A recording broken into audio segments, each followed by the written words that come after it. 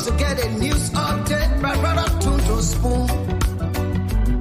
You want to know what is happening, my brother Tunto Spoon. Politicians want to make their decision, just Tunto Spoon.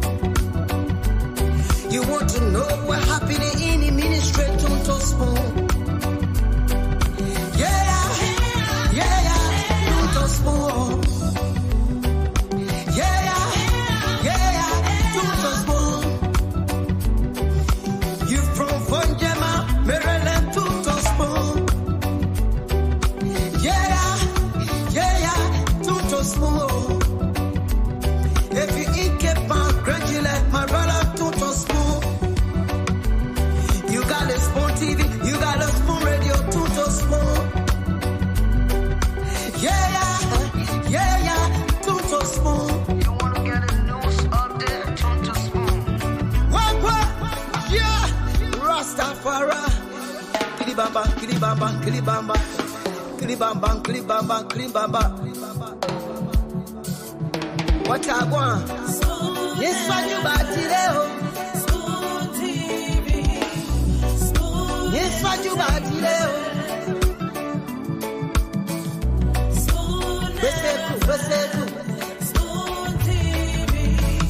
Spoon. Ba. Spoon. Skibidi dabado. Spoon TV. Spoon Entertainment. Kua. Bese kua, kudileo. Kudileo. Tunto Spoon. Yes, what you want. Tunto Spoon. Yes, what you want. Batileo. Spoon Television. Yes, what you want. Batileo. Spoon Radio Station. Yeah. Spoon Television.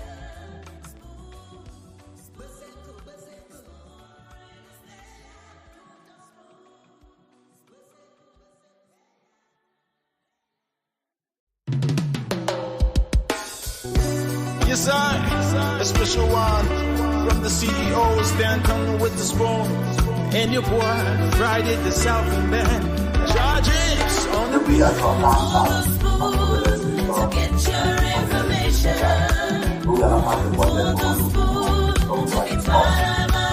So, for this little, we apologize for what the committee took to be missteps. Oh, it's an inadvertent misstep. Inadvertent means it's unintentional. Unintentional. It was in national interest for taking that action. So we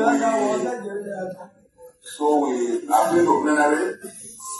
Our prayer to plenary is let us accept the apology of the minister. Not he alone. The Minister of Public Works, the Minister of Finance, the PBCC, and the Minister of Justice, signed for the mistake. That's our prayer. And we're also proposing that maybe you can give them a letter of warning, not to repeat that again. Yes, that's our prayer. We beg the Senate of Godhead to because our government. The issue presented is that I agree that we should forgive them because the intent was good.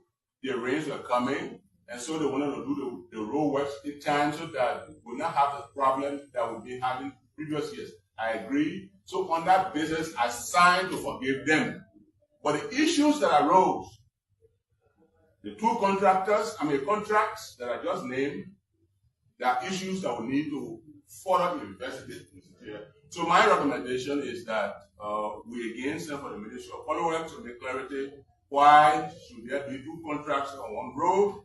And what happens to the road project along the Riverside Road that was previously done, that has been done by a concession company?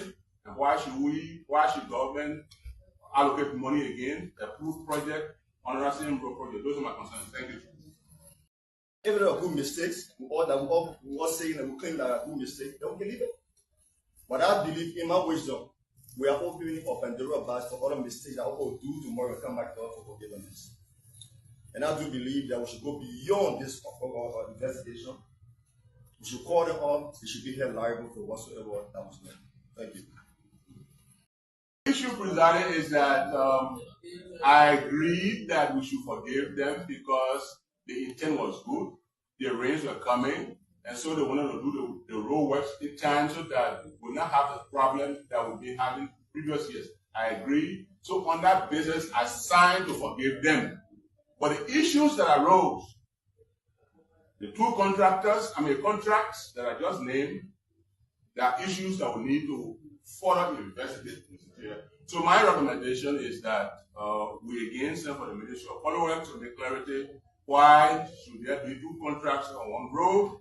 And what happens to the road project along the Riverside Road that was previously done, that has been done by a concession company? And why should government allocate money again, approve project on the same road project? Those are my concerns. Thank you. Our learned professor and chairperson of Public Solution and member. The deliberation was so lively, and like the professor said, the Public Minister apologized. His intention was good, and as we can all see, that road works are ongoing around the country, and I think people are really appreciating the government for road reliable around the country. So some mistakes can be a good mistake. I think this mistake with the Public Minister was a good mistake. So we agree. But we need a sense of party, the serious party in Liberia, a student party. We can see it dying. God forbid. If you will hate me for the truth, you hate me. But when I see my party dying, you stand up. Because of my party saying today, I don't have job. You gave me a main job. I said no. I need job, okay, for 10% to employ people. At the end of the day, all they work against me because of it. I still tell the party for United Party. I ain't want nobody to get job or not, but I just stand. Yo, that kid at one party say I'll go free. It better you don't reserve for one party. Let's see when mother people come and take over the party to live. It will be better you reserve for the party. Let's see when mother people come over the party, leave the party to live. Our party is dying slowly. After 4 months or after election, all our leaders get job. They abandon party, they abandon the party headquarters. Come to the party, come and see the party headquarters. Just the opposition, but we are ruling party. But come to our party headquarters, you will feel bad. That was wrong today. Those who are saying many things, you can't just wrong. Because the corporate press conference, that was wrong. You're student. When they make teaching the flares, you're still a flare. As you see right before me here, the gate has been... Okay, Mr. Okay, Mr. Dawo, give us an idea. What exactly transpired here? What happened here is that we have been meeting here since January. As far as in, but we don't see a part of official after the president. Okay. His honor, let me say, Ambassador Boakai. Okay. After appointing these part of officials to federal government positions, they have decided to relax in the airport office at the federal. There were major offices for which they were appointed. Bothering our party headquarters, making it a ghost town. Barricaded about that, we decided for so seriously. I was telling him, I said, to go away another, to take care of party headquarters, so that animals can live here. Okay. People who clean out the party headquarters, and with the assistance of Councilor Dr. Johnson, and make the place to run loudly, and music begin to play here, and at least we are having some New Year for those who will come hungry. But our main concern is that we want our party officials to come to job. If they can't come to job, let them resign. Because they can't be doing 2 jobs at the same time. Wow. So you want the chairman to focus on the party's job, or he focus on his position in government? He must choose between the two. He should choose between the two. Okay. Thank you very much. Thank you very much. You want to talk to us? What's your name? Yeah. My name is Okay. So give us an idea. What is exactly transpired here? Are you a member of the Unity Party? I see you. Okay. Okay. We're about to have our press conference here because for the same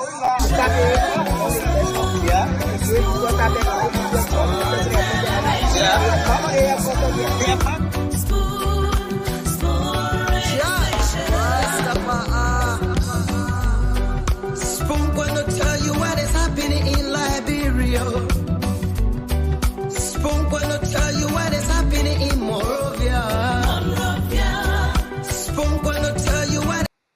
Okay, so Spoon is going to tell you what's happening in Liberia. Spoon will tell you what's happening in Monrovia.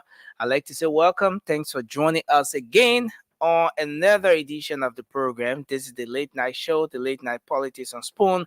We are here live across the Spoon Network, Spoon 107.5 FM, Fabric 101.1, Super 95.5, and of course, several frequencies across the country. Thanks to all of you who have joined us online. We're live on YouTube. Spoon Talk Live is the YouTube handle. Thanks to you already here on YouTube joining us. We appreciate you. We're live on Fabric TV as well, and we're live on Spoon TV. Kindly share the program as you come on tonight. Share the show in the different group chats and all of that. So we have a fascinating conversation tonight. Again, I want to say welcome to everyone. A lot to talk about, and I want to firstly say thanks to all of you ardent followers of the Late Night Show who have been raising some concerns. You've been reaching out since we started having some technical issues with respect to bringing the program on. Most of you have been reaching out, trying to make sure that we get the show on, and we appreciate you for that. It tells us that you follow, you love, and appreciate what we do. And I want to say thanks to you. And as you join us tonight, kindly share the show and let's have a great conversation. Let me go in the background and bring Francis on. A lot has been happening in the country. Today, we're going to touch a bit of everything as we officially start the show. And then next week, we're going to go full blast with the Late Night Show. But let me bring Francis on. Francis, welcome to the show, man. It's good to have you on tonight. Yeah, bro. Thanks for being here. Good morning to our folks in Liberia. Good evening, good afternoon, wherever you are. It's good to be back. Yeah, it's indeed good to be back. A lot has been going on. We've been missing out on a whole lot, and so we're here to talk about the issues, the unfoldings, and making sure that we highlight the happenings as they are. So I'm glad to see you, Francis. I know you were chilling yesterday. It was a good day, time out. I saw you posted a couple of photos with the first lady, and it was a good one. But again, thanks for being here, man. I appreciate you. And we're looking forward to having a great conversation tonight. Since we are operating within our time, firstly, I want to say to our folks, please share the program. Please share the show as you come on tonight. And then I also want to I want us to recognize a few of our folks in the comment section just before we officially start the show tonight. So I think we can get it started. Francis, you want to kick the ball rolling? Yes. So we have Joseph Colley watching from Broken Park, Minnesota. Welcome. Lester JS, welcome. He said Ala Madre. I don't know if Madre win today or did they lose because I'm not following it. But Lester, please let us know what you mean Hala Madre. Alice Bond watching from Iowa, USA. Welcome. Samson Labista Yanti watching from Lower Margibi, Unification City. Siada Tengbe, welcome. Hipko Kasi, welcome. David Wokulu, welcome. Ruth Goba from Charlotte, North Carolina, welcome. Bintu Dukle from Doe Community, welcome.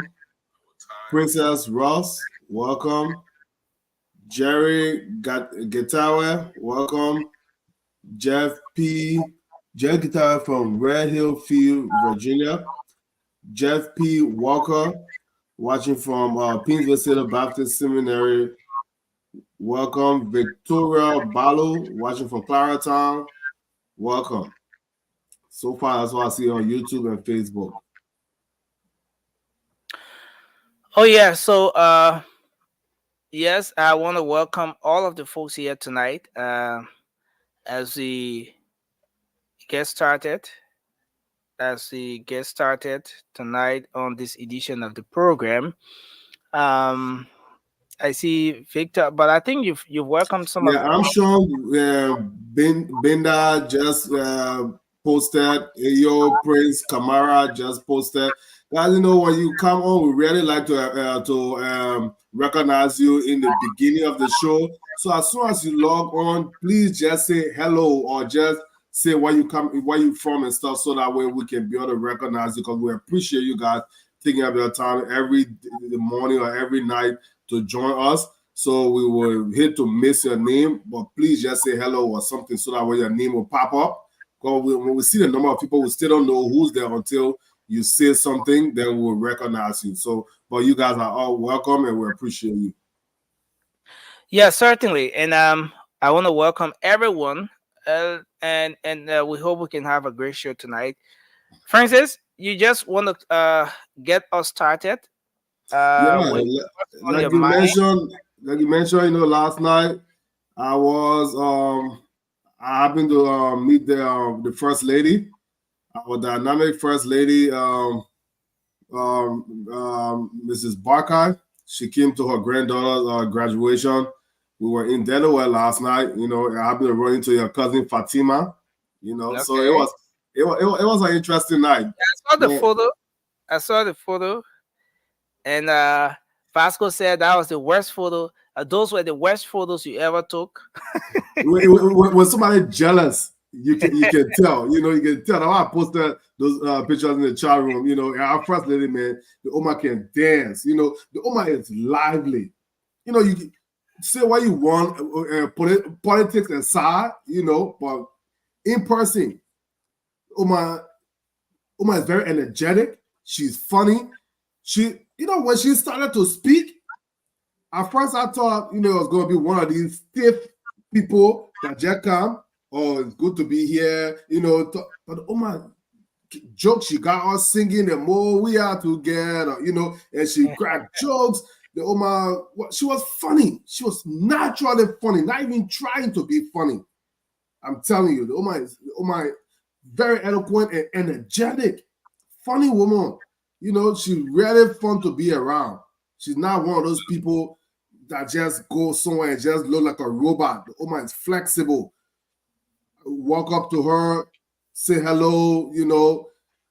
I mean, of course she has security, but you could get to her to say hi and stuff like that. She will not stiff, people not pushing you away and stuff like that, you know.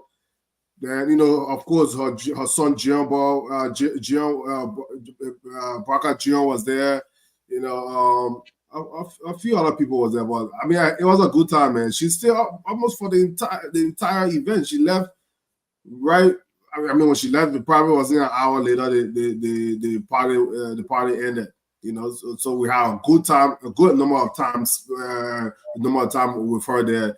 You know, and of course, she was not center of attention. She made sure her granddaughter got all the attention she needed and stuff like that. But it was a good time. It was very good meeting her. She's a nice lady, you know. Yeah. Okay. But unfortunately, we have not been here for a couple of days, but it's very good to be back again. And I just want to recognize, you know, like I recognize our sisters who are gotten into the raffle, and also our brother Tommy Jr. He I think his Facebook name is Tommy Jr. We've been communicating behind the scene. He ordered about 100 9-volt batteries that goes into the smoke alarm. Because he concerned that it may not be available in Liberia or could be expensive. So he thought that while we are collecting the smoke alarm to send to Liberia, he purchased 100 smoke alarm. He ordered them on Amazon and he shipped them directly to my house. I believe they should be arriving, I think, by Wednesday or something like that. I really appreciate him, and we got to push this thing. We got to really push this raffle. And I know you got more to talk about the raffle thing, so I will leave that to you. But I just wanted to put it out there. Tommy Gian, we appreciate what you're doing for our country. What we are about to do for our country. Thank you. Yeah, so yeah, that's a great one. And again, I want to say thanks to Oh, internet, please don't do it to our brother tonight.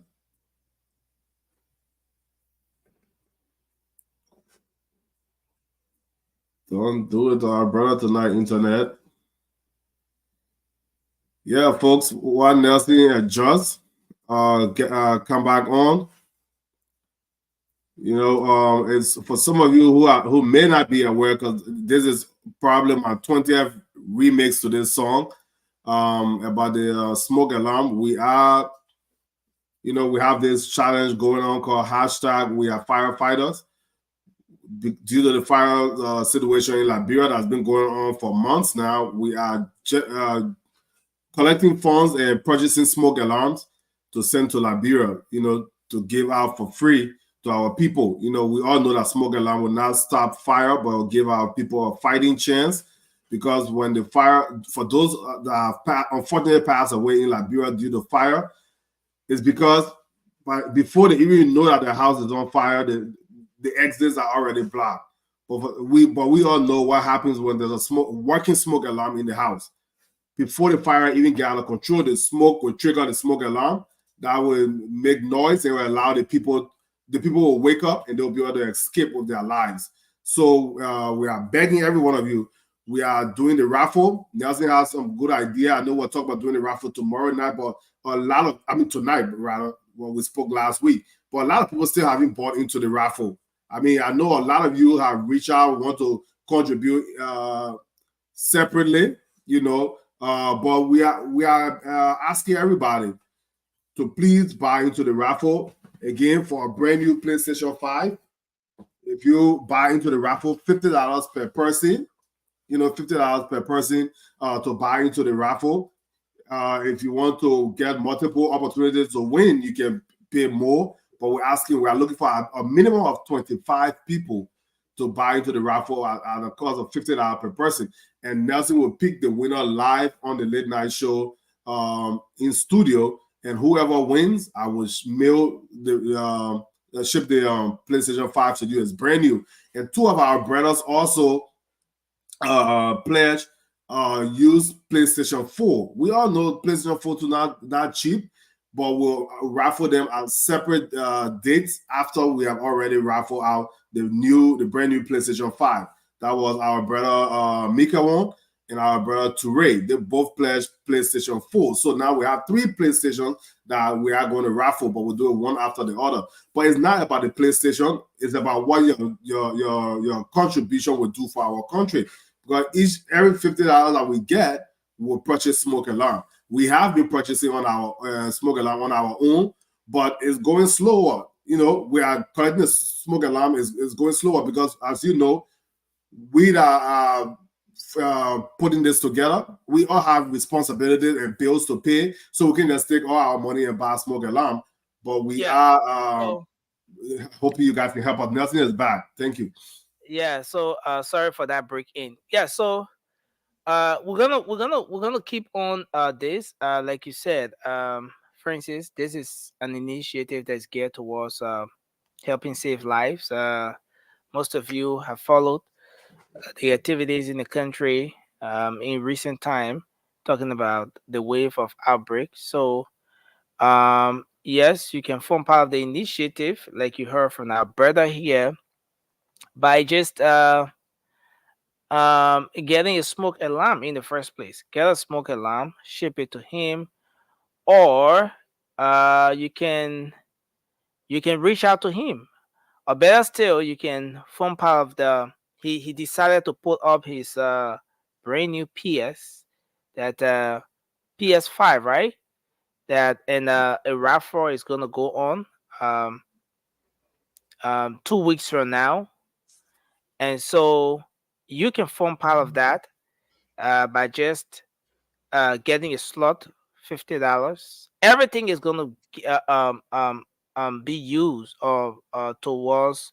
It's gonna be directed towards the smoke alarm, the initiative to ship at least 1,000 smoke alarm to Liberia to be used to help save lives in the country. So just $50, you can get a slot, and 2 Saturdays from now, the raffle draw will be held, and of course, you might just be that person working their way with it. But it's not about the raffle, though. It's about the fact that this initiative is going to help save lives in Liberia. So we're going to give you more information on that as we move on with the show. And again, Francis, I just want you to kickstart with what's on your mind just before we move to our first talking point, introduce and get the show started. Yeah, I mean, what's on my mind? Of course, all right, now, Brian, some people had about me hanging out with the First Lady last night. So a lot of people jealous, but it was a good. I know you're talking to Vasco. Hey, I didn't the shoe fit you my way, but also to more than just having a good time with the First Lady last night. It's about Liberia. A lot has been going on, and we have missed a few days coming on the air. But I'm ready to just kickstart with whatever topic you have, because everything is important that's been going on and is going on in the country. So let's get to it. Okay, so certainly, we have a lot going on in the country. So the first thing is that the road situation in the country, road connectivity. Under this administration, road connectivity, as they announced, has been a priority under the arrest agenda. Is one thing that the government has decided to give some serious attention to. And that, Francis, when the president now went to campaign, in the midst of everything he spoke of, road connectivity was that thing that a lot of people captured, especially when he said no car will get stuck in the mud in the first 100 days. Now, we saw the back and forth between Senator Zoe Pinnon and Senator Bill Torrey of Rivers. Says one time, on one occasion, the road is good. No, the road is not good. The Unity Party is doing well. No, the Unity Party is not doing well. In fact, you are betraying your party. Now, a couple of days ago, our own guy from the late night show here, Sandy, he came to Liberia. He drove his sedan, his small car, from here in Monrovia all the way to his hometown, Doje. Maybe I'm not getting the name right, in Grand Gila County. And he said from before now, from Ganta to that part of Grand Gila County would take 3-4 days. But he drove from here in Monrovia and got to his hometown in Grand Gila County the same day. With a small car, it didn't get stuck in the mud, and the road is good. He said a lot of beautiful things about the road. But in the midst of everything we're talking about here, Senator McGill started to raise a very serious concern about the public works contracts and some 22 million. From the onset, Senator McGill said that it was 21 million. In fact, that the budget had not been passed. How is the public works going about allotting or giving the go ahead to companies to get 21 or 22 million to carry on the road projects. He thought that it was against the PPCC law. He thought that it was against what the actual process should be, and he wanted the government or the Ministry of Public Works to cancel all of the contracts to go by what the law says. He raised some serious concerns. He received some lashes because there were others who thought that someone who served as Minister of State for Presidential Affairs under the previous administration, at which time some bad things happen and some good things happen as well, should not be talking about this particular issue. Maybe it's a good message, but the messenger is wrong. Back and forth, it got to a point where the Public Works Minister had to apologize to the Liberian Senate. He apologized for the way things went, but again said that they didn't follow all the regular procedures, the protocol and everything, because the president was very keen about the issue that has to do with roads, and they needed the roads to be done. Are the roads done? Well, the reality is that some portions of the road are not the way it used to be. Let me bring Toure on. Toure, welcome to the show. It's good to have you on tonight. Some portions of the road are not the way it used to be. You saw our own guy, Sandy. We don't want to say Senator Zoe Manapena or other people who live in the places, but Sandy from the late night show drove from Monrovia to Grand Julia County. He reached the same day. He posted pictures about how beautiful the road is now. As we speak, the senators, in the clips we played before the actual start time of the show, a lot of them said, though the process was not right, but it was a good mistake. We see some of our roads are now pliable. So let's forgive the Public Works Minister. Some people are saying that, no, we can't forgive the Public Works Minister because we are setting precedent. If the man used 22 million and he didn't follow the right processes in the name of he wanted things to be done, or there was a set time for this whole road issue and he wanted it to be done. If he used that amount of money, it wasn't done the proper way, the penalties should be applied to set a deterrent. But this is where we are. Let me bring you just a few of the clips here. Then I'll bring you in Francis. Then I'll bring you into Ray. And then we start the rest of the conversation from right here. This is Senator Albert Chie on this particular issue here. Maybe I should come back to the legislature and inform the legislature that though we are not passing the project, we're going to go on and probably write this course. So, basically, we apologize for what the committee took to be missteps. Or we said inadvertent missteps. Inadvertent means it's unintentional. Unintentional. It was in national interest for taking that action. So we appeal to plenary. Our prayer to plenary is let us accept the authority of the minister. Not he alone. The Minister of Public Works, the Minister of Finance, the PPCC, and the Minister of Justice. The Minister of Justice signed for the mistake. That's our prayer. And we're also proposing that maybe you can get a letter of money. Not to. Okay. So there you have the pro tem emeritus. Let's forgive the Justice Minister, the PPCC Director, the Finance Minister, all the people that have some affiliation with this. Let's forgive them. They wanted the roads to be done. But let's listen to what Senator Johnny Pehe said about this Even though particular good situation. mistakes, we all saying that we claim that are good mistakes, then we can leave it.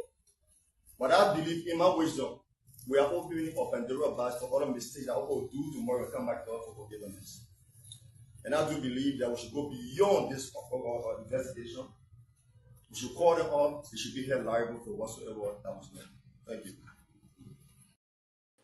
So Senator Johnny Pehe is saying, if you say anything a good mistake and you want to forgive the people for 22 million, fine. But for me, I think we are opening a Pandora box. We are setting a precedent.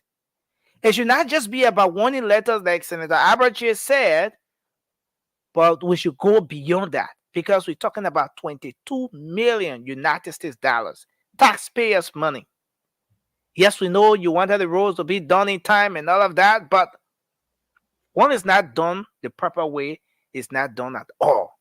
Vasco, welcome to the show. Let's kickstart the conversation with you, Francis. Yeah, Nelson, you said there's a whole lot to unpack here because you said you touched on a lot, but I'll work my way back. So yeah, first of all, I would agree with Senator Johnny Pehe, right? And the reason I would agree with that for the simple fact that this particular administration, we believe, those of us that support this administration, we believe that this is the last bus stop for Liberia to get into the developed world, to move forward. When we talk about rule of law, development, and how things should go on in the country. Because we know before that, even Senator McGill and folks there, it's a good message but the wrong messenger. I don't believe in that. If something is right, it doesn't matter the person, you don't like the person or the person did something else, blah, blah, blah. The message, we should take the message, right? So he's right for saying it will be opening up Pandora box because our people should follow the Constitution, should follow the law, procurement process, or whatever they want to do. Francis, follow the law procurement processes, but we are at a place where the roads, a significant portion of the roads are now pliable. Yeah, I will come to that. Isn't that something to just look at and agree with the other lawmakers who are saying that, look, let's forgive this man, let's forgive the justice minister, the finance minister, the PPCC director, the minister of public works, let's forgive these people because, I mean, at the end of the day, we want road connectivity and they were able to achieve it. You didn't into my time, but a good question. But I'm getting, like I said, you unpack a whole lot. But so I just want to make sure I go step by step. So like I said, so take your 2 minutes, then we move to Vasco Toure will be next. All right, I agree with Johnny Pehe because we don't want somebody else to come next time with something that's supposed to go through be approved by the lawmakers, and they just go and do their own thing. Because after the administration leaves office, the precedent should be set for almost everything. Because we know what happened in the last term. We all sat here and watched Spoon. Look at Samora Wolokoli appear in front of the Senate during the President Weah time when they asked him about the County Development Fund. He pretty much walked to the Senate with no document. He started lying. He brought up saying, "Oh, they gave half of the money to the county." I think what even, if I'm not mistaken, Senator Snow called his county superintendent to even ask questions. And maybe when I Senator Snow or Paul Charles, one of them called the county superintendent, and the president said, "I was a lie. They didn't receive anything." And they told Samara Wolokoli to come back. He didn't even show up. The people used to disrespect the Senate and the lawmakers. It was okay back then, but so that's why it shouldn't be okay now. All the ugly things, all the bad things that happen should not continue. You know, we all want the road to be fixed, and we've seen that things are getting fixed. Evidence with the video and picture that Sandy sent us, right? First they say, "Oh, the other CDC lawmakers were trying to cozy up to the administration," but Sandy left the U.S. He's with you in Liberia right now, and he drove to Grand Gina, to his hometown. And I know people want to say, "Oh, every other they can say, oh, let reason start." What? Let reason start. We know reason started April 15. I've been video chatting with my brother in Marshall we'll have a little project going on so that when we video chat, the rain is falling like cats and dogs. And with no muddy road, it doesn't take much rain, especially if cars and trucks are plowing that road and it's raining, the potter will stop. So our brother will come, oh, let rain since that April 15th. Today is June 1st. It's more than a month of rain that been falling down. So it may not be the heaviest, but it's been falling.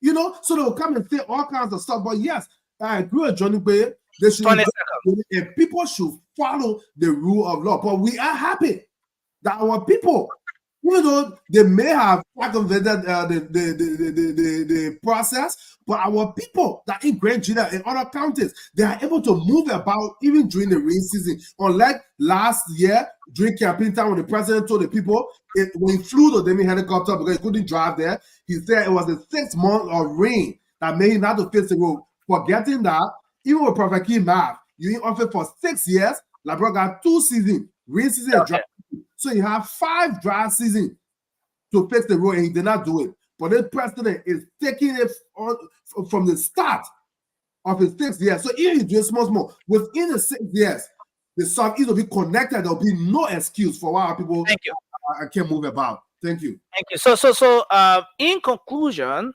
Francis, you are saying that you agree with the side of the argument that says this is a precedent that is being set, and that the folks should not be forgiven.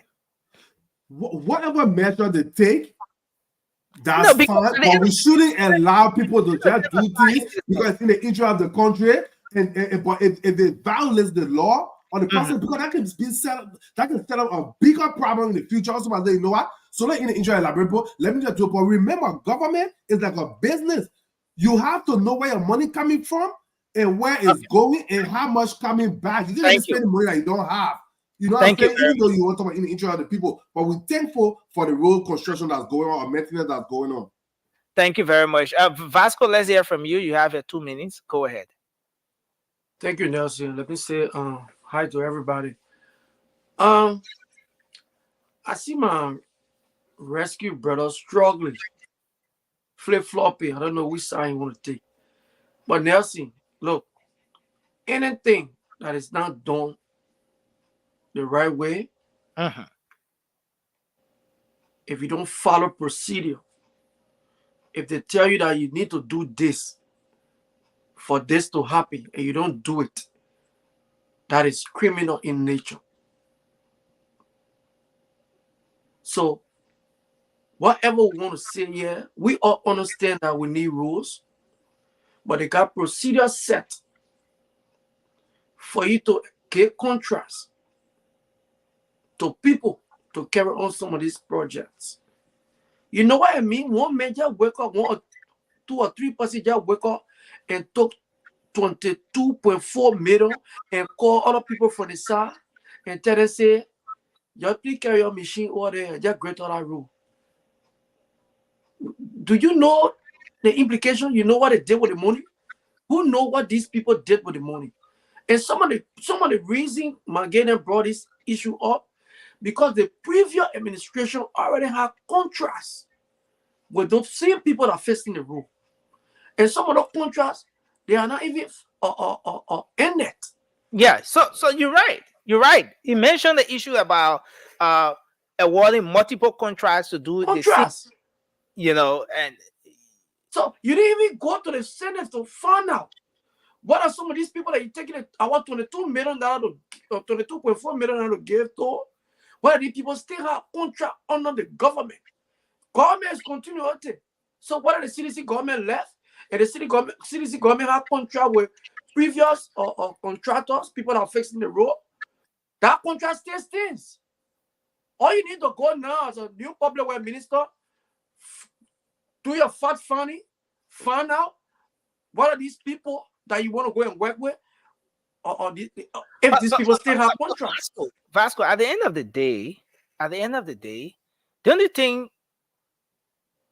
the senators who were pushing this side of the argument for those officials of government to be forgiven, the only thing they were right, given that a significant portion of the road is now pliable. Just the other day, you saw Cindy drove Grand Gila County. I drove my smoke car from here all the way Grand Cape County, came back the same day. I mean, don't you think it's worth it? You know, yes, the processes were not followed, but it's we should just forgive them because at least something was done. Yeah, Nelson, look, let me tell you, the contrast of those zero roads, it was still in progress. Those contrasts never ended. They had machines along the roads working. Even before the citizen government would leave power, people are still working on these roads. And we should take into consideration now, the time you spend that 22.4 million, according to your public works minister, we were in dry season. I continue to tell people, the last time I put video in the chat room, 2022, and you see the road was good during that period. The road was good. And I wanted to ask Sandy which part of Grand Gila he went. Because the road, we know the road from here to Zwedru is better. It always been better. But if you live in Zwedru now to go to other part of Grand Gila, that is where the problem is.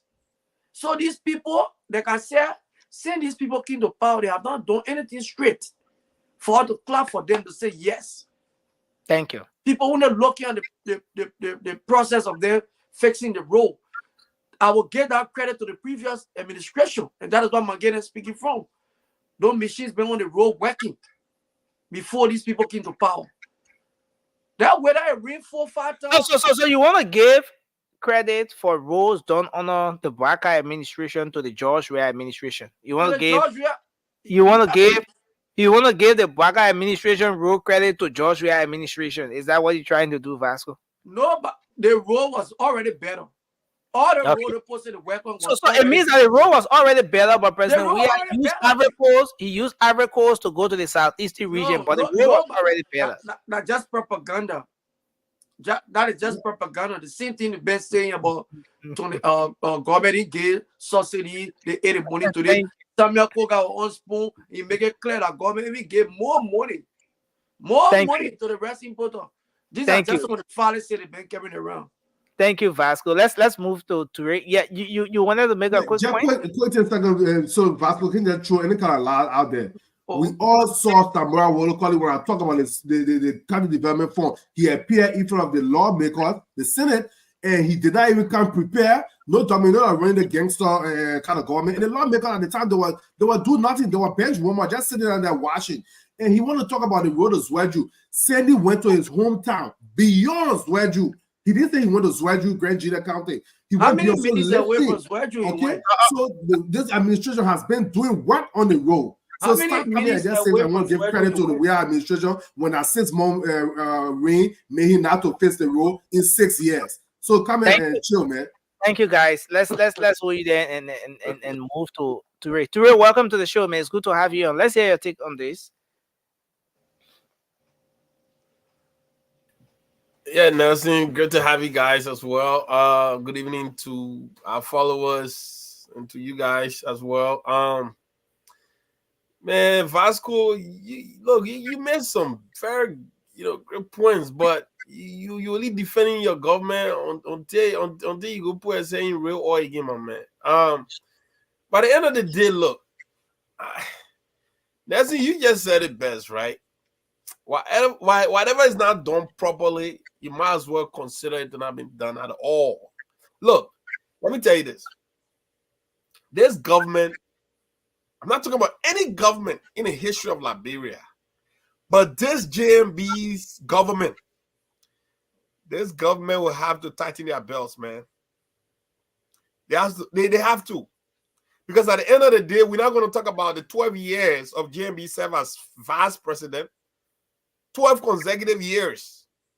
That's experience that you can't just get for 12 days. That's 12 years of experience. So we expected the government to keep the ground running from day one.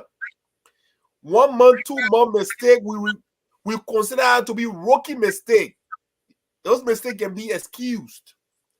But close to 6 months or 6 months into government, you can't consider anything a mistake. Look, at the end of the day, what we have gotten so accustomed to in Liberia is the fact that, oh, let's forgive them. As if to say that private organization that we're running or mom and pop shop, that somebody misappropriate fund and we say forgive you. No, that's the thing. We're running a government. Simple mistake, you out. We're not talking about, simple mistake, greater mistake than death. That's not what we're talking about. Simple mistake, you out. If you do anything outside of conventional norms of how projects supposed to be proposed or how funds supposed to be allotted, that is not a mistake, Nelson. Or senators should not be saying, let's forgive them. Forgive them for what? Forgive them for what? Look, man, we got to be serious. We got to be serious, Nelson. We can't be talking about forgive them. Forgive them because I know Liberia is such a narrow country where everybody's going to interrelate. Maybe you need to listen to. Maybe you need to listen to the points that those lawmakers are pushing. Maybe you need to listen to the points again.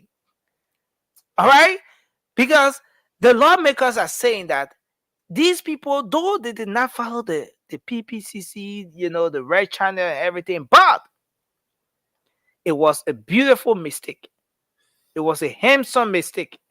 It was a mistake that now left us with many corridors of our country pliable. Learned professor and chairperson of Public Solution and member of the deliberation was so lively, and like the professor said, the Public Minister apologized. And his intention was good, and as we can all see, that road works are ongoing around the country, and I think people are really appreciating the government for road being pliable around the country. So some mistakes can be a good mistake. I think this mistake with the Public Minister was a good mistake. So we have it.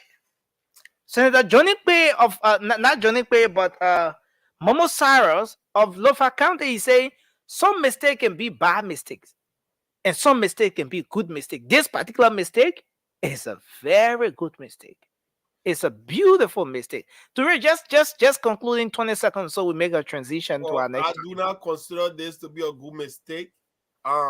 Obviously, we know this is a sensationalized project. People are excited. People can move around. That's good. Liberians been yearning for this for a very long time. But just because we have that going, should not in any way or sort of like embracing this idea that something can be done out of the norm of appropriation. This is bad. And I totally agree with Johnny Pay. Because at the end of the day, what precedent you're trying to set could be applicable to someone else down the road. All right? Somebody can go, oh, yeah, that was a mistake. No. If you excuse it for John, you might as well wait maybe 3 years down the road and excuse it for another person. So you need to name this. It was wrong. And for a finance minister who signed off on this, that just speaks volume to the fact that this guy, this is not his first radio. He been in this position prior administration. All right? So, I mean, I don't buy into this. He should know about this. All right?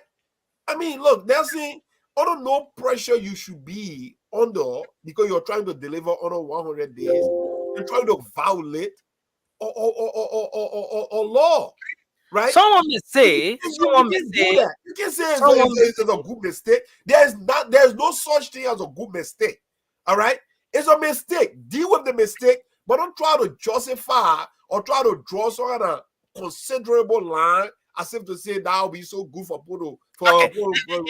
If you were to recommend, now let me start with Francis on this. If you were to recommend what should be done in this case, what would be your recommendation? Just in 20 seconds.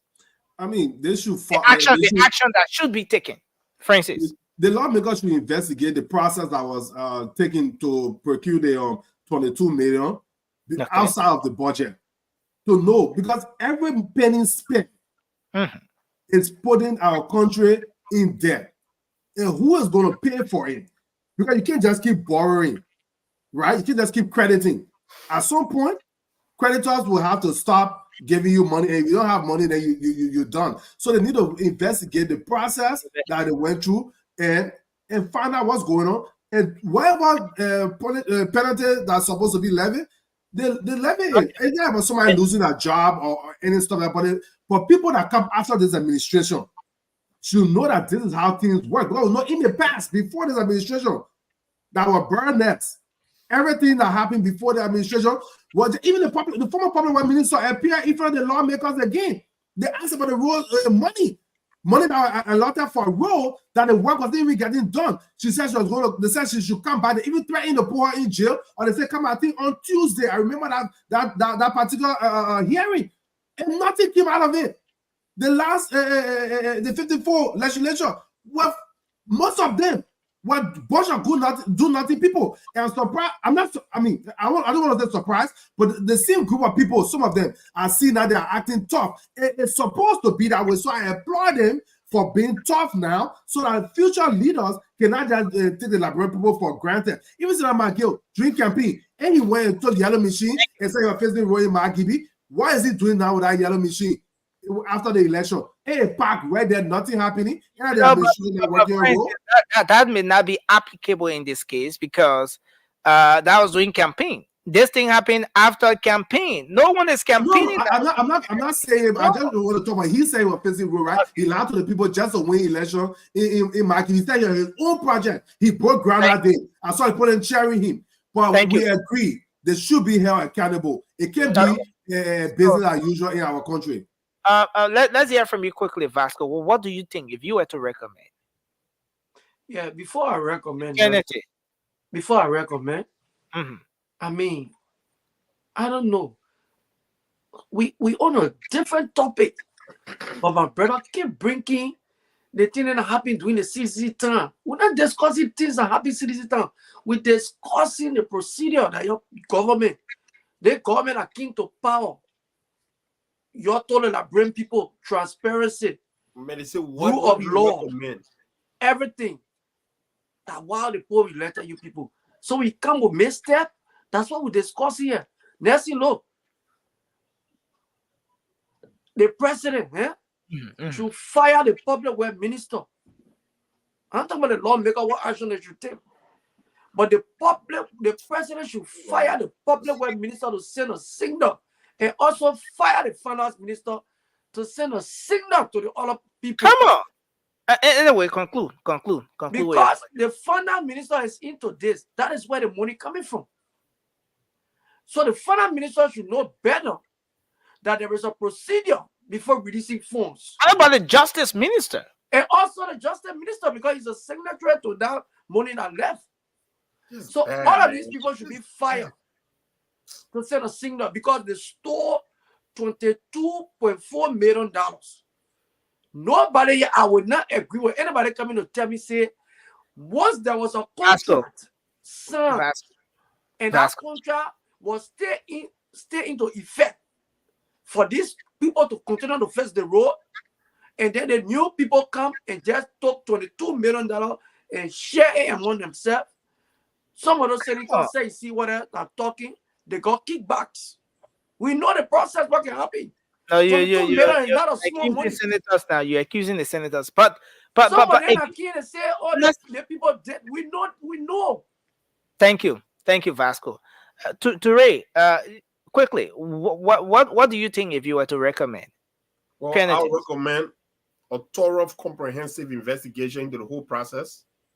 I think now than ever before, this whole process have just colluded the whole project. The fact that it was not done properly from the start, that has just convoluted the whole project. So they will really have to now, it have brought the dark cloud over the whole thing, because a lot of people are talking about 22 point whatever million dollars you're talking about cannot be justified on dead row. So you know what I'm saying, right? And the fact that it was not done, or at least the process, was not sort of like, done in or conventional way, then obviously then I gave a lot of room for a lot of speculations as to how the whole ordeal went on. So I mean, yeah, they still should be investigated, man. And nobody's these senators, man.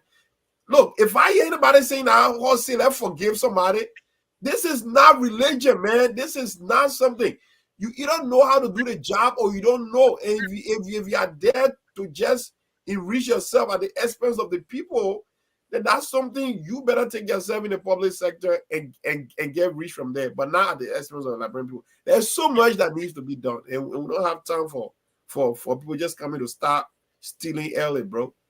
It's crazy, man. Okay. Sorry. Now, a couple of weeks ago, about a month ago, Senator Abraham Darius DeLong raised a very important issue. And I'm scrolling through now. I want to get this exact portion. I remember we discussed that particular issue here. We highlighted it. And there was a conversation around that. So, the senator of Montserrat County, Senator A.B. Darius DeLong, had a concern. He appeared on OK. He was being interviewed.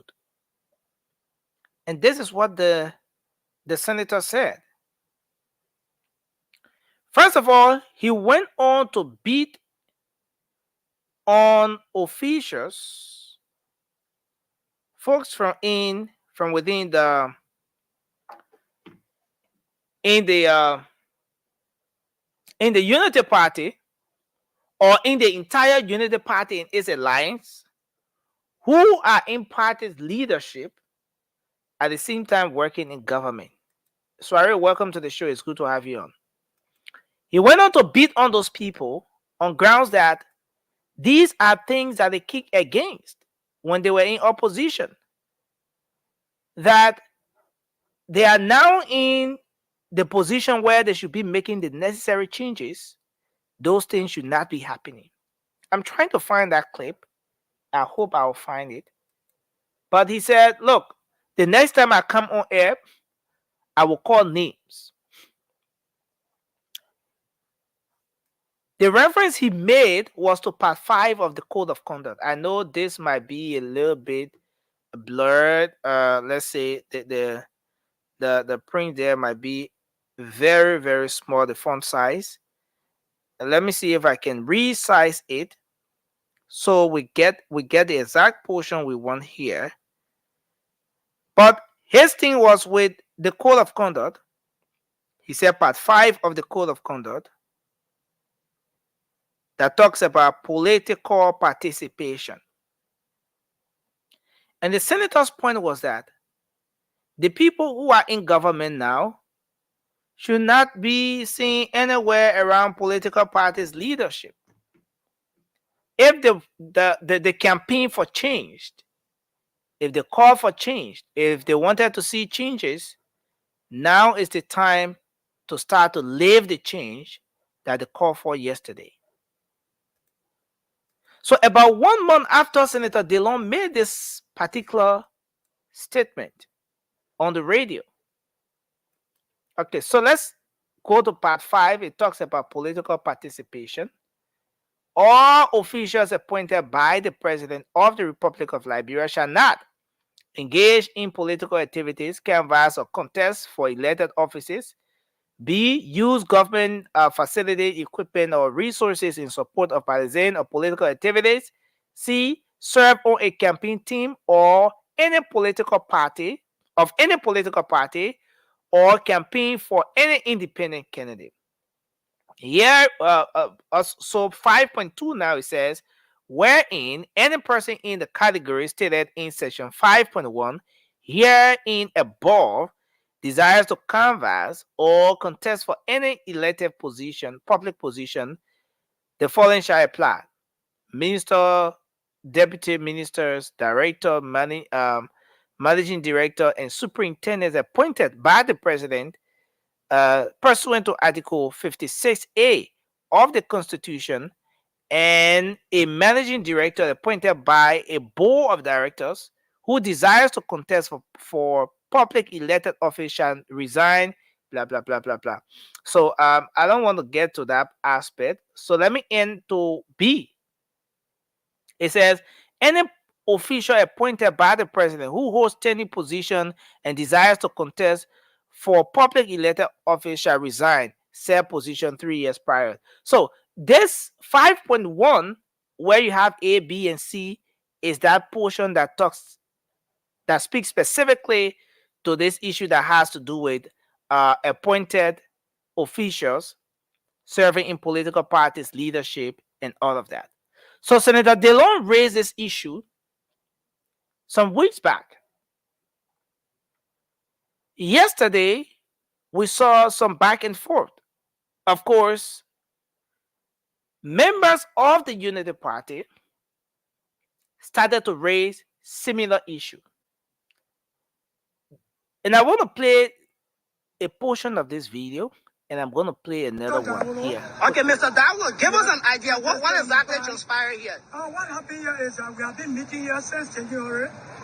As far as it goes, we don't see a party official after the president. Okay. His honor, let me say, Ambassador Boakai. Okay. After appointing the party officials to federal government positions, they have decided to relax in the airport office at the federal. There were major offices for which they were appointed.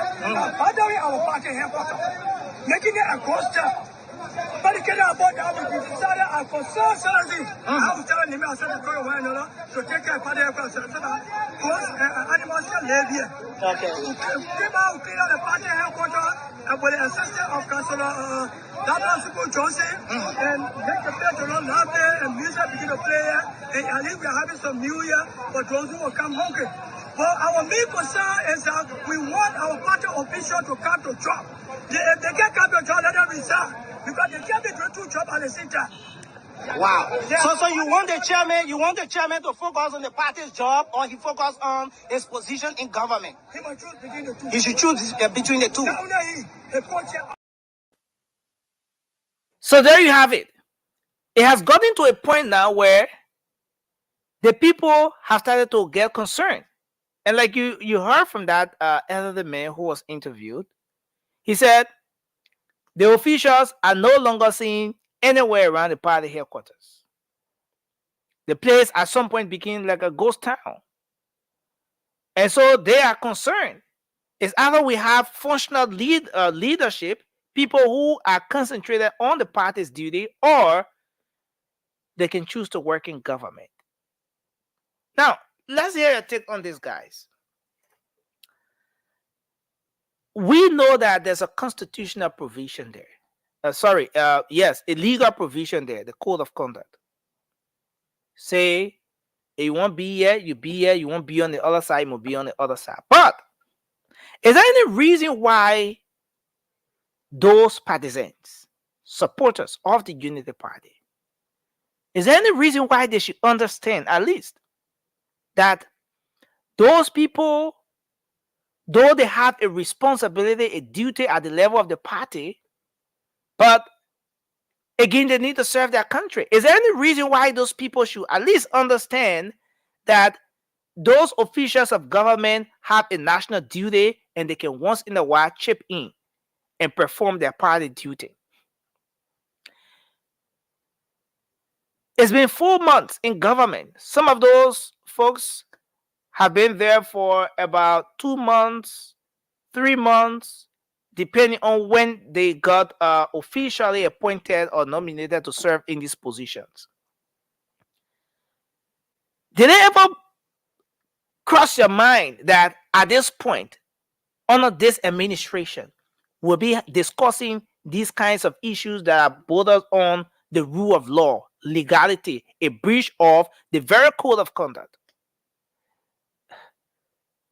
Let's hear your take. Let's have a conversation around this. Let's start with you, to Ray. Then we're gonna move to Francis, Vasco, soiree. You know, Nelson, I followed the show yesterday. They had Councilor, I believe, Johnson. Yeah. And he dissected the whole thing to us. Here's the thing. I don't know, bro. I look, they're just certain things that are not supposed to happen under this JMB's administration. And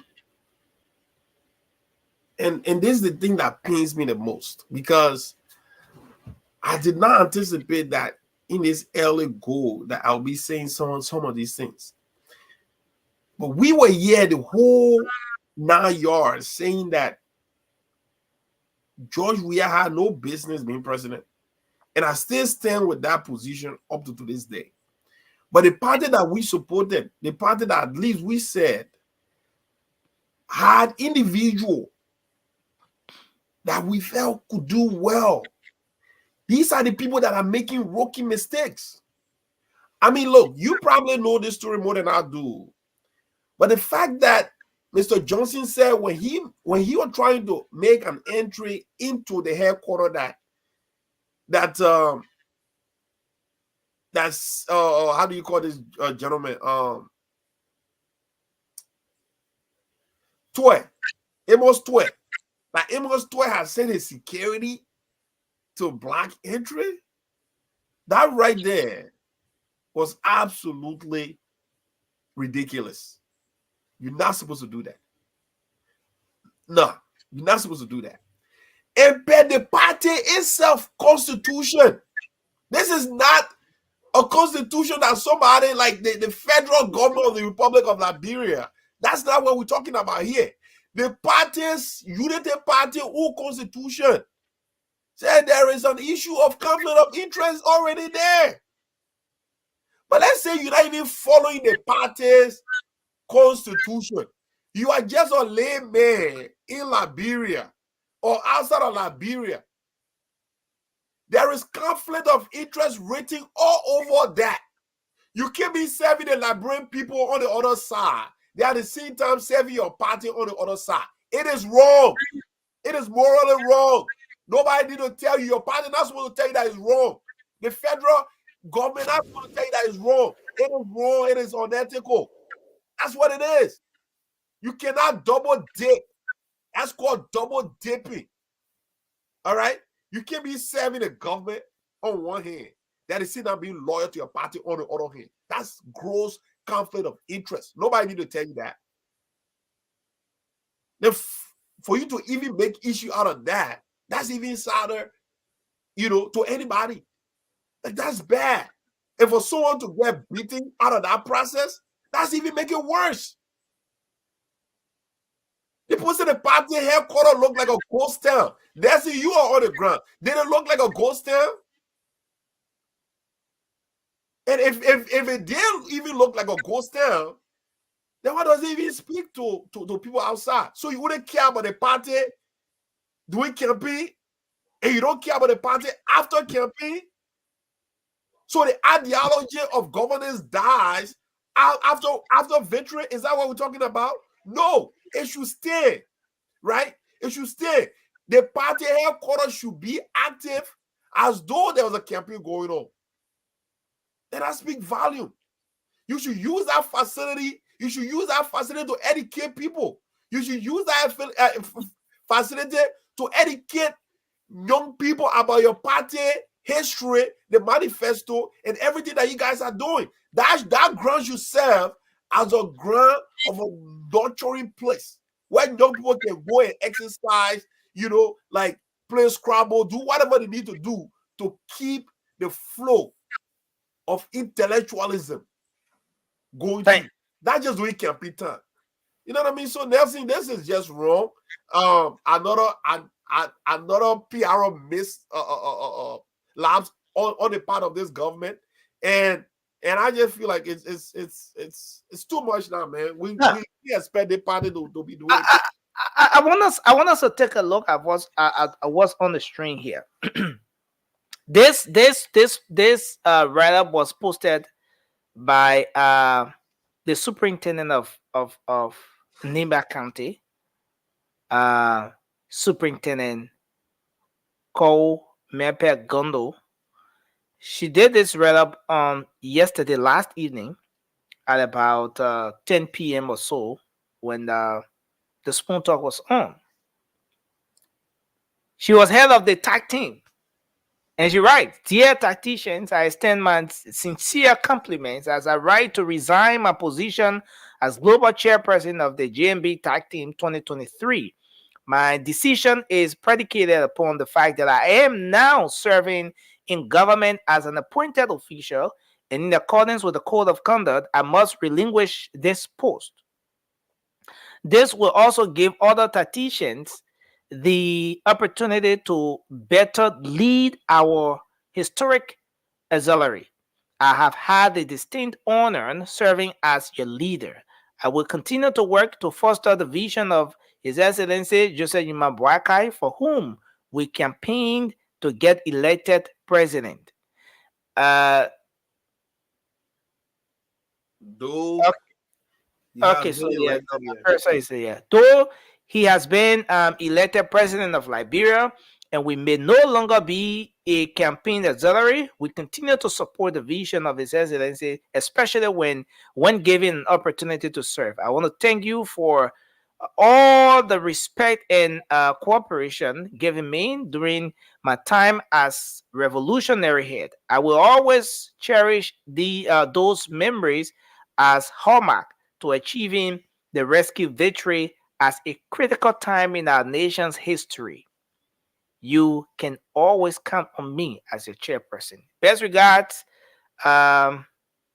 yours sincerely, Cole Gono, global chairperson. This is what she posted. I mean, let's hear from Vasco, then we'll move to Francis. Anyway, Nelson, this is not strange to some of us. These are things that we spoke against, that we know the Unity Party. The Unity Party is not strange to some of us. The Unity Party is a user party. They use people to get to where they want to get, and then they dash you. And I will continue to say this. Since these people came to power, I dare anybody to name anything that they are doing straight. But before I say anything, let me bring something to your attention. The inauguration that almost took the life of our president. There was an investigation going on to know the outcome, why the inauguration was looking the way it was looking. And the head of that committee was Miata family. They told us that they were investigating that team. Up to today, we cannot get the findings of that investigation. The public don't know. But surprisingly, the president of the Republic of Liberia, Joseph Yuma Boakai, wrote something through his press secretary on the executive mansion website that he has confidence in Miata family. I mean, I will not say all the words, like the way it was looking. That thing alone should speak volume to some of you guys are supporting these people or these people. They investigating this woman. The thing was glaring. Everybody saw it. We don't even know the outcome of the investigation, but the president is telling that he got confidence in the woman, healing the woman. So what that means to you? They honor people, they honor grand people, the people who he appointed. Do you think they will go by any rules and regulations or laws? They will do what they want to do. And these are the things that the people know the head. They know who they're dealing with. They know who is on top of them. So they don't care. That letter what Madam Kowu wrote is belated. You know when they appointed her? The moment they appoint you, you know that there is a law in your own party constitution, what should you do? Relinquish your party article? Or because you listen to A1 Spoon, people are talking all over the place, so you already went root. But don't you think it's better late than never, Francis? Vasco.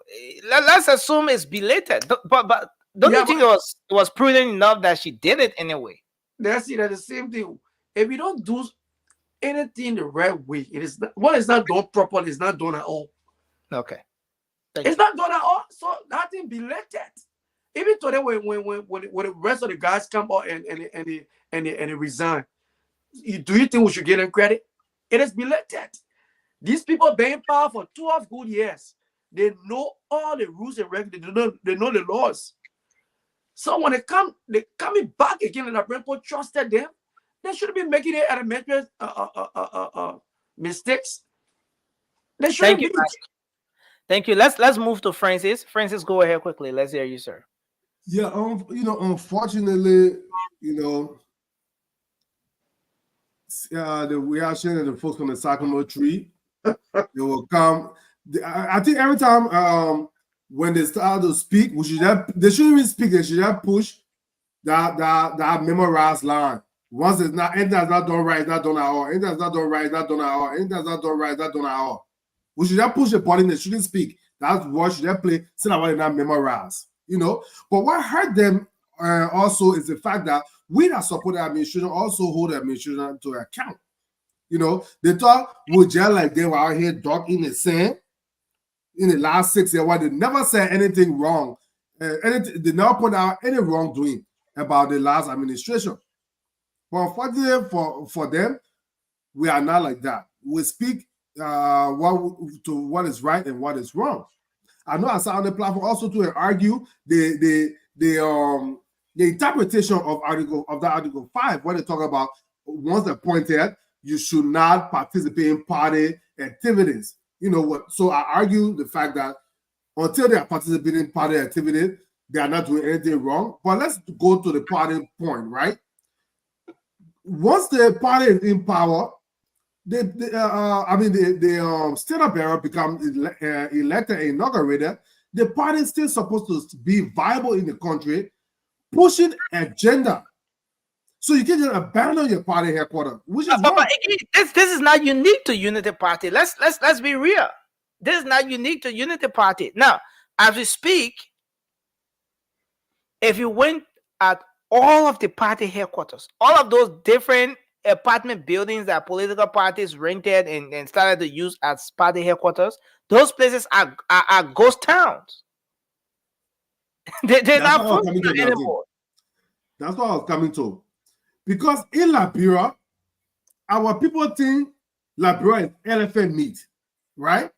When campaign coming, when election time coming, everybody think that, okay, when I campaign, there's a chance maybe the two people that, because we know we always got two people that go for runoff, almost always. So the opposition file a coalition, and then through those coalitions, they can get promises can be made to get other positions in government and things like that.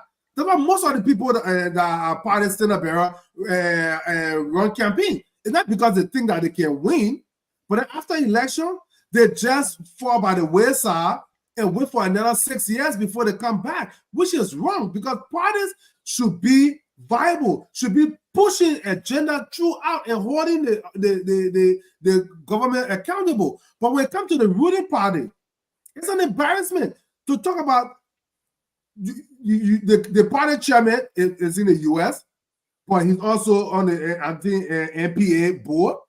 And then you got the Secretary General who is managing director for LPRC. And so who's running the party? You got President Parker. President Parker. He's the Standard Bearer. He won the election. He doesn't run the party. He's not the head of the party. The party chairman is the head of the party. So President Parker has nothing to do with that. If we want to talk about how things should be, but conveniently we'll say, oh, even the president, he's not doing nothing. President Parker cannot hold anybody accountable in the party. He can hold people accountable in his administration. But you shouldn't let the party headquarters be empty because citizens that are partisans should be able to reach out to the party leadership and tell them what they think is going wrong with the administration. And when there's nobody at the party headquarters, the grass is turning to forest where a deer can run through the grass, and nobody there. The place is just looking filthy, and people have to come to put money together to clean up the place. It shouldn't be that way. Every party that ran for campaign should stay in active and push their agenda. But people are not serious in that country. They only want to come to power to want to run campaign so that if they don't even win, they can form a coalition so they can be able to get jobs and things like that. But after election, they all run away and wait for 5.5 years to come back and campaign again. So it's frustrating. You know, it's frustrating, especially for the ruling party to be that way. So yes, those people should focus on the government job and let other people come and run the party, because 6 years will go back and then another election will come up. We all know, hopefully, President Barker will not run for re-election, but he will do the work of the Liberian people. They need to go to convention and have new party chairman and start talking about what happens after 6 years. And also talk about what's going on now and help the partisans. And also help the country by instituting programs that will help the youth and the country. You can just leave the party headquarters looking like a ghost town. That's for Unity Party, but every other party to the headquarters should be functioning. Because how will you get supporters for the next election when a headquarters is not open? People can see what you're doing. But it comes 2029, you can tell people, oh, vote for me because of this. That's why people say, where were you and where were we? You know, that back in the day talk. All of them now, they shut their doors. Broke people want to be president of Liberia with bad intention. Because if you're waiting for campaign time before you can come and run for president, just so you can get power or get a position, that's not good. That's not good. All their doors should be open. I think 3 million of them that are always running for election, their campaign officers should be running. And I think that should be a law passed.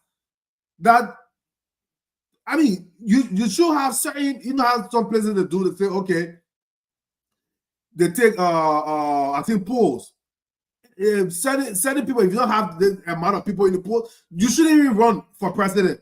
Even though it's a everybody's constitutional right. I know what I'm saying here is not going to make it's not right to say people shouldn't run for president.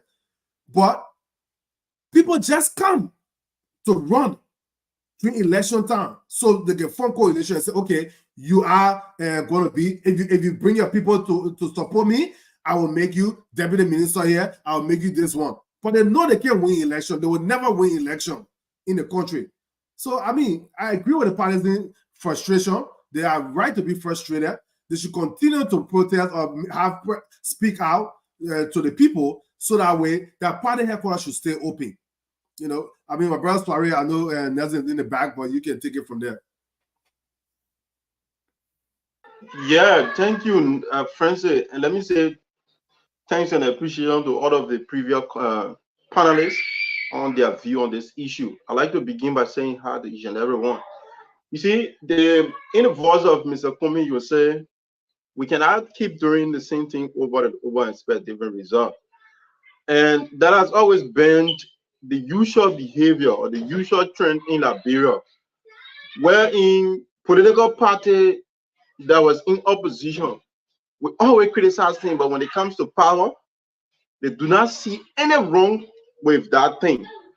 So at the end of the day, things will continue being the way it left. What is the big deal that you come to power, you do not want to relinquish another position, and for other political and partisan to gain?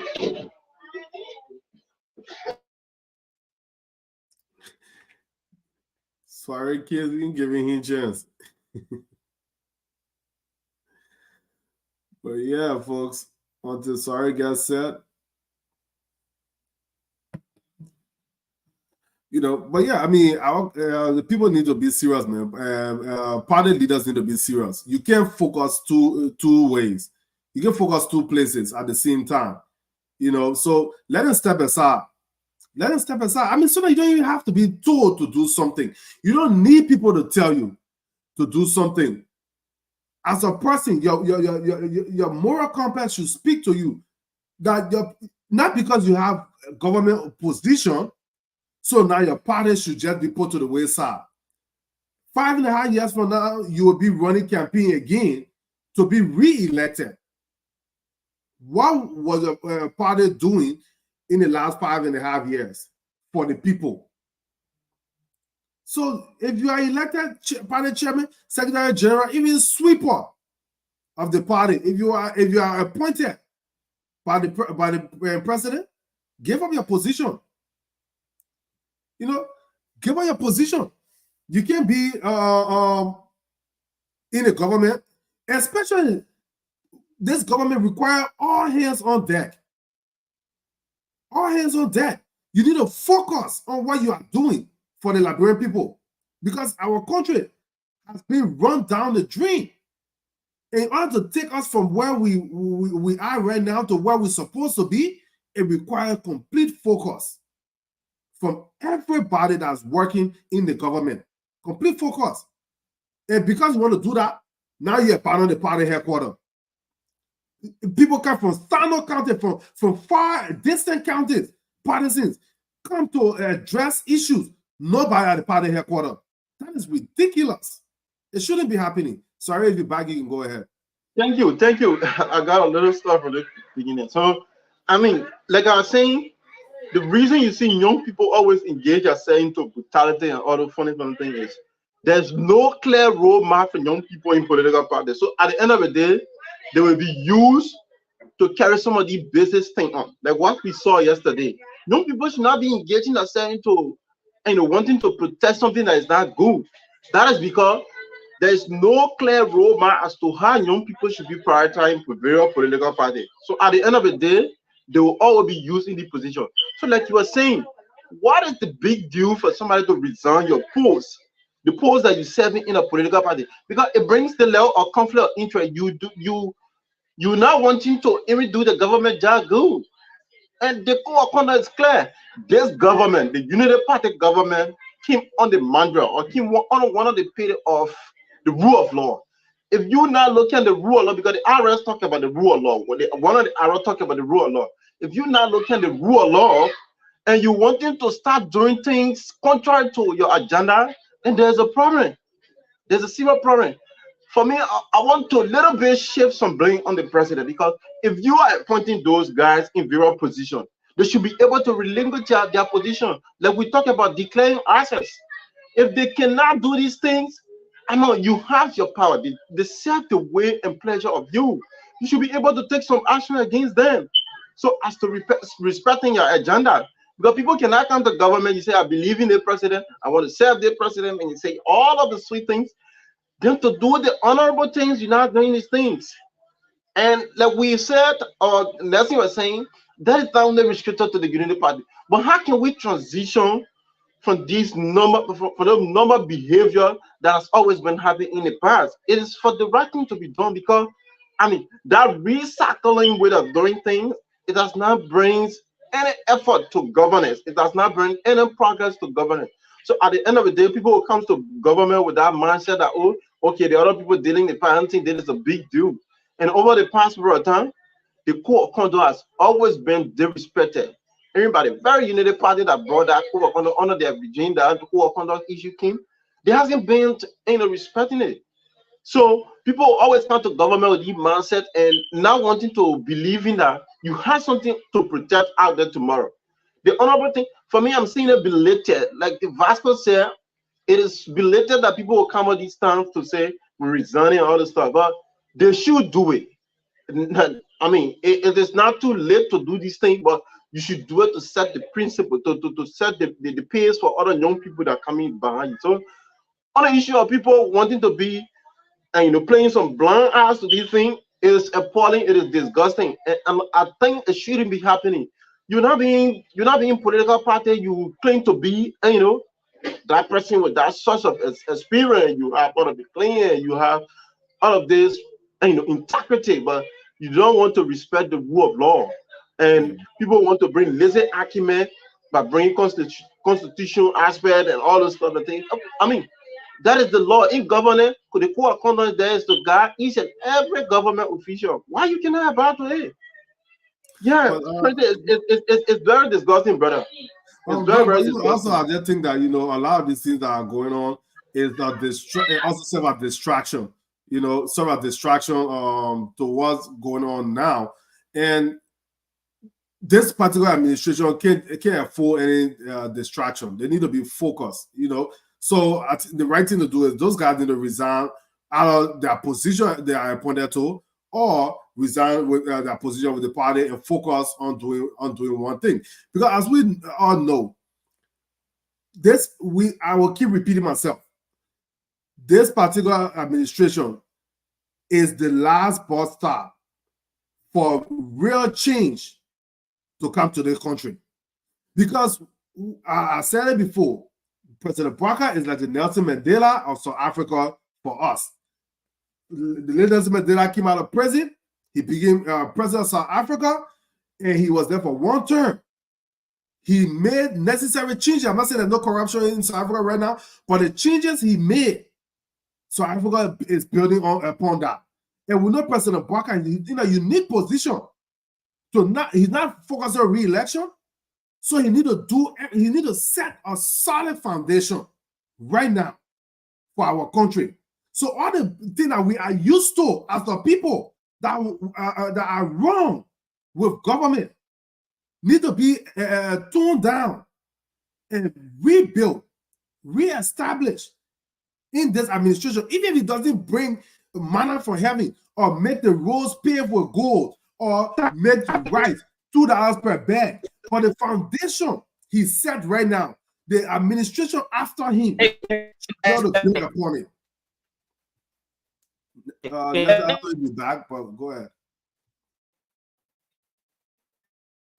Nelson, you're coming in, but a little distorted. Yeah, Nelson network is very bad. I know.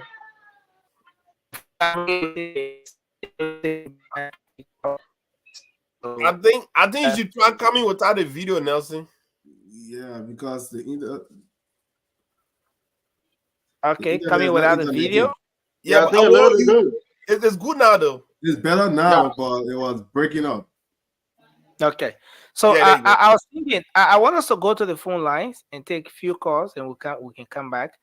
Unless if you want to take 1 minute to Ray and Vasco, then we'll go to the phone. Yeah, so look, like Francis was saying, you know, there comes a time in one life where you cannot afford to make mistake. Like once you hit your 30 as a man, once you hit your 30, there are certain mistakes that you cannot afford to make, because that is just, you know, a profound age in your life that you can't just afford to make any kind of mistake. There are some mistakes that you can recover from, other you might not be able to recover from. And that's the stage we are right now, right? We took our hopes, you know. Let me pluralize that. Because a lot of us felt that JMB was the answer. And I still believe that up to today's day, right? But to be quite honest, to just buttress what Francis was talking on, right? I would need to see JMB act immediately. I would not be convinced anymore of JMB being the answer if I'm not seeing some early dismissals. I'm telling you, like, I would know that JMB mean business when some people are let loose. You have to do that. You have to set the stage. You have to say, you know what? I'm not here for nonsense. I'm here to clean house. I'm here to select the sheep from the goats, right? And nobody gonna be giving second chances for making mistakes that could have been avoided. You can't have a senator saying these are these are just mistakes. What are you talking about? These are not mistakes. They are mistakes, and they are intentional mistakes. Well, this one was intentional because under no circumstances a finance minister can sign onto something that know very well is now going through a conventional regulatory body. That sucks. Vasco, you want to take us to the phone line? Can you hear me? I mean, I feel for you guys that actually supported the Unity Party, but I can assure you, this is a continual process. Continual process. Go back. I want you to start from day one, coming up to present, and see the missteps. We were all here talking about yellow machine a few days. What is it? What happened again? These are the missteps. It will continue to happen because the president do not have the political will. The president is controlled by people that are around him. Because we always see that in our Liberian politics. All the people that are around the president. People said that President Bouakai will not be, he will not listen to people because he got an experience. He's one of the longest serving person in government. But look around you. Look. So they got three persons giving three conflicting information. It happened to the rest. Different. It happened to the yellow machine. Information minister can say something different. Remember, she don't even have any right to go announce anything about machine or retreat they had. If you know you didn't go through the proper channel to bring machine in the country, you went there, you are showing the Liberian public that these things are already on the way. These are the mess that we're talking about. It will continue to happen. Every day will come here, I will remind you. I want you to go back, think. Come here and tell me, send the people came to power. What have they done properly? I'll be right here when they do it properly. I will say, yes, they did this. When the issue of the walk around cooking, I came right here, I said, I'll get the lawmaker credit. Yeah, that clap, don't say thank you to the president for the first step. I said it right here. But I know it's just a charade. So, I mean, next thing can come out, we can take course. I don't know, Toure, you want chip in? Why would anyone Nelson to come back? I will always come on here and tell you you're not to want to speak. First of all, one thing that has happened, this president came to office less than 6 months and has brought our people back from Ghana in the home. Regardless of where they are sleeping right now, they are home. That embarrassment that was all over the news, and people being attacked or don't want to leave a foreign country. You guys were there. You didn't even care for the people. No. Our people are back home. What kind of option? Which one of the options these people have? What do you mean? What option they have? They told you that your government. This problem was going on before you even took office. For the people to come. They're not your government. Why you couldn't use the same Uber that the government did not provide to bring our people home? They already broke the camp down. So you shouldn't be saying anything here, bro. Don't say anything here because your gangster government, gangster paradise that are running is over. But because they're a responsible government, you will put out every misstep that they make. Because be responsible. But for you, the gangster paradise, so nobody expect that better from y'all. Well, I can tell you what against let's take some calls. Let's take some calls now. 05551010075. 05551010075 is the number. I'll put the WhatsApp up. Or any of you want to have a WhatsApp, we can pull up here. Because my internet is seriously terrible. Seriously. 05551010075 is our local number. Nancy, you want me to put my number up? I can.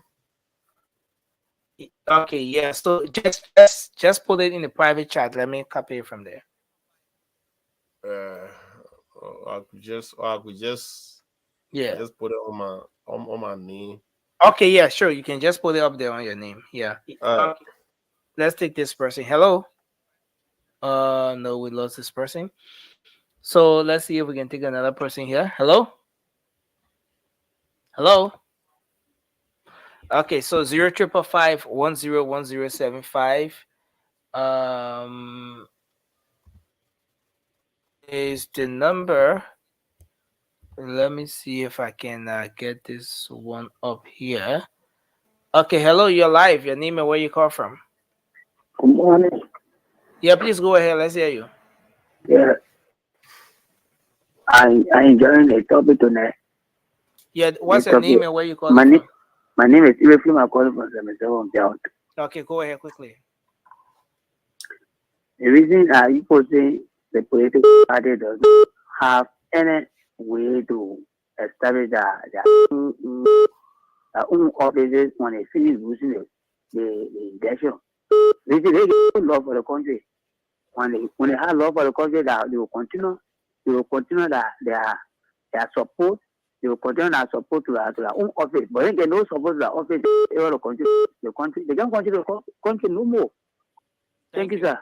Thank you very much. Let's hold you there and take another person here. Well, this seems to be an issue here. Hello, you're live. Your name and where you call from quickly. Hello. Yeah, please go ahead. Let's hear you. Yeah, my name is Emmanuel.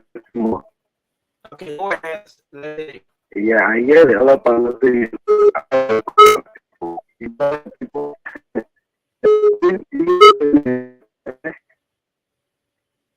Okay. Thank you. Thank you very much. We hold you there. Ture, if you have a call there, you can just signal to me in case you have a call. Let's see if Yeah, I don't. I'm yet to receive one, but I mean, if you're watching us, obviously you can call me on 267-648-9692. Again, our number is 267-648-9692. Okay. So yes, you can call that number for the WhatsApp the show. Let's go back to the local line and talk to this person. Hello, you're live. Your name and where you call from. Hello. Okay, again we lost this person. 0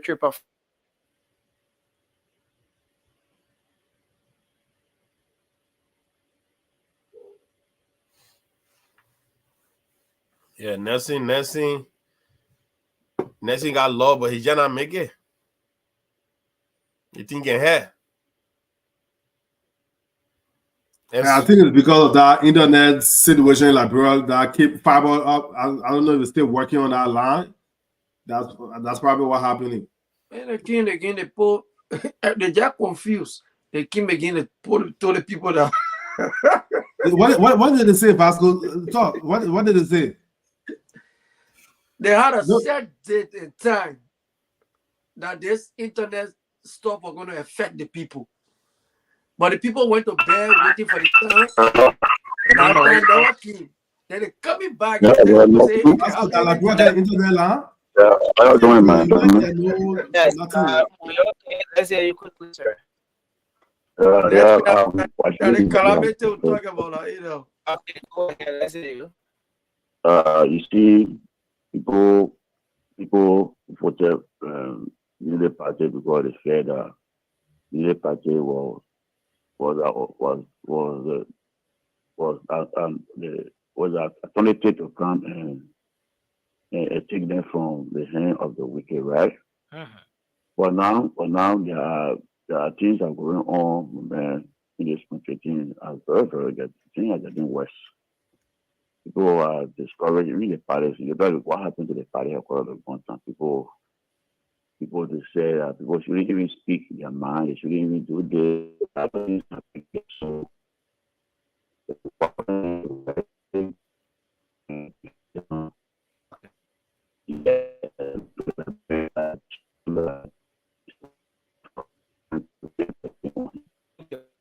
Thank you. Yes, sir.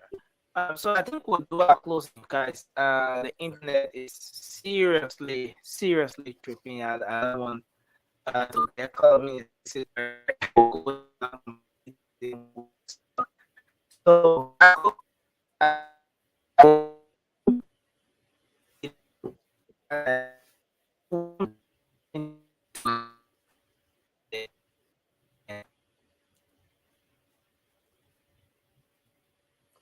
Yeah, so Francis, you want to do your closing? Yeah, I'll go ahead and do my closing.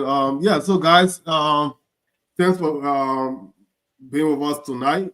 Unfortunately, our brother Nelson, you know, the internet situation in Liberia is having issue right now. And even though the Sakimo Tree boys want to even blame Joseph Boakai for something that Liberia doesn't even own. Liberia doesn't even own the internet cable that they're working on. But Sakimo Tree boys will blame President Boakai for that anyway. So, but the fact that, you know, they can blame President Boakai for something that even he doesn't control, that shows that there's a responsible government that people expect a lot from. People didn't expect anything from them, you know. So the internet land court a few months back, I think it was during before the election or even after, a few months back, the internet land court. And Liberia was in the dark again. Other African countries, they're not just unique to Liberia right now. Sierra Leone, Guinea, you know, it happened in Ivory Coast, countries that are using that land. But it's not going to be 3 boys will come. But anyway, 10 seconds to just wrap things up, folks. Again, the fire situation in Liberia, we are still collecting fire smoke alarm. So please join us and participate in the raffle so that we can be able to purchase smoke alarm and send to our people. Because that one smoke alarm that you purchase and contribute to purchase, that could save the life of a family member in Liberia or a friend in Liberia. So please, please, please do not hold back. Contribute towards the raffle. We have 3 PlayStation, 1 PlayStation 5 and 2 PlayStation 4 that will be raffled in the next few weeks. Like Nelson said, 2 weeks from now, we'll be raffling the brand new PlayStation 5 that I put up. And our brother Toure and Mika want also to donate in their PlayStation 4. So in the next few weeks, we'll be doing raffle. We want to send as many smoke alarm as we can get our hands onto Liberia free of charge. It's non-political, non-partisan, because we're not going to say Unity Party stay over here, CDC stay over here, MDR stay over here. No, we are going to distribute it to our people. There are 17 districts in Monserrado County. So even we can raise 1,700 smoke alarm, we can send 100 to each district. It's not enough, but that could help somebody. So let's put partisan aside. Let's all join this adventure to help our people in Liberia. Thank you. Oh, also, I know my brother Tommy Jr. on here, bro. Thank you for sending 100 batteries for the smoke alarm. When it comes, I will definitely let you know when I receive it. But thank you so much. We talk a lot behind the scene, and we really appreciate your contribution towards this program. All right, brother. Thank you very much. Vasco? I mean, it was a great show. And I want to say there for Francis to misunderstand what I said. I wasn't blaming the president for the issue of the internet in Liberia. I said there was an information that was posted, and there was a specific date and time that this thing was going to take effect. But the people went, and the thing never happened, and they didn't even inform the people. I just saw the new notice again that it can happen anytime. So when your internet started to go off, you're like, bro, just know that the people is sitting are working on the cable. That's what I said. So I said the information dissemination of your government is ratty, because everybody don't know what they're doing. Today I gave her, I long been thinking that there will be hope, but I gave her today when I read the information coming from the second marshal about Miata family. I gave up on your government straight to be having an investigation with all any findings, and then the president coming up to tell the public and get confident in the woman. The woman that spearheaded the whole inauguration, that the president almost died. Almost. That's something to play with. Dignitary came to that country, they didn't even have water to drink. They ate all the money. Then he coming out today. That's why I say every corruption that taking place in the country, the president is involved in getting kickbacks. So he will not say anything. And that's my only. All right, Vasco. That's what I have to say. Thank you very much, Vasco. Sorry. Yeah, thank you. I think it was a good show. and I'd like to say thanks to each and everyone for viewing and calling. You see, the reason governor will always be like the way elect in Liberia is because people continue turning on this path that was wrong and come to government. There's just certain mindset people need to change when it comes to governance. That is, what I criticized yesterday should always be wrong. So for me to see this unity party government that come with too lot of experience and all those integrities, I know, coming to government, disrespecting the rule of law, and not looking at business thing in government is appalling. And it's very disgusting to see people who would somehow have certain level of believing to always trend on these paths. Right? So basically, you should understand that you're not there to just serve yourself. If you believe that you're serving at the way and pleasure of the president, who said rule of law should be prioritized, you should prioritize rule of law. Now, that is why sometimes we come on the platform for the issue of, because I wasn't here from the beginning, for the issue of what the Senate said, that, I mean, in what right man that somebody would say their mistake is a good mistake, so we should pardon somebody. For me, up to now, I hold on to the belief that there was no mistakes. Those guys just wanted to show themselves in another way. Because there will be no mistakes in government, and you have the power to checkmate and do check and balance. They say this is small mistake. I mean, it's a mistake. So the way in which you pardon the public works minister, there could be another mistake on the other side. I hope you pardon there too. Is that governance? That people be serious in that country. For that country to make progress, there are things that we should hold our hand to. And like we always say, we still have the hope that President Bouaga will do it, but there's an action should be taken. You should take action against those that wanted to abuse the very position you give them. So as to saying some light in governance, that people know that itself as deterrent. You cannot come to governance and be doing reckless things and expect people to come to embrace these things because it's happening over the past month. Like I said, Mr. Kumi said, we'll not keep doing the same thing over and over and expect different results. So at the end of the day, our country will always remain in that path. And the reason you see young people being used in the position, Francis and Vasco, all this stuff, young people has no roadmap in political parties. So at the end of the day, they will be used like 10 tools to carry on these disgusting acts and I mean all kinds of behavior in the name of protecting a leader. So I mean it's very frustrating sometimes. Young people need to put themselves energy into things that will bring productivity to them, and always not suggest yourself to one individual ideology in the name of protecting their interests. Absolutely. Thank you. Absolutely. And thank you, sorry. Thank you, Francis. Thank you, Vasco. Look, at the end of the day, right? I don't buy into this whole sycophancy because number one, my head can't fit in anybody pocket, and certainly no amount of food that someone can provide me that I can provide for myself. So I'm gonna speak it like I see it. So and I think that's the energy that we all should have, right? Look, if we not talk true, things will not change. If we just say, oh, because I don't want to talk this, because you know what I mean, like it might sort of destroy my chances of getting X, Y, and Z, then the circle of incompetence and the circle of political polarization will continue to linger, right?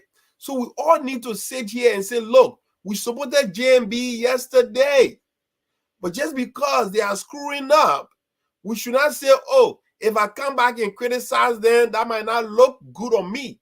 Well, I'll tell you what, that will definitely look good on your patriotism.